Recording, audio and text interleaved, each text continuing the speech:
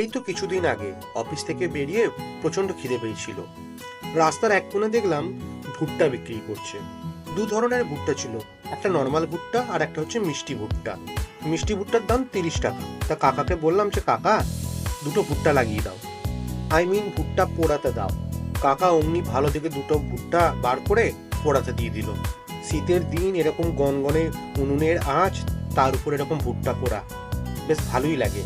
ভুট্টা পোড়াতে পোড়াতে কাকা নিজের গল্প, নিজের বাড়ির কথা, নিজের বিয়ের কথা সবকিছুই বলতে লাগলো।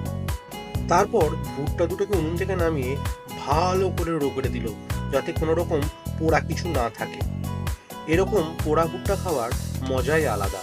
কাকার কাছে মিষ্টি কর্ন সেদ্ধও পাওয়া যায়, বেশ ভালো করে বাটার দিয়ে মাখিয়ে দিয়ে দেবে। আমি বললাম ভালো করে নুন আর লেবু মাখিয়ে দিই।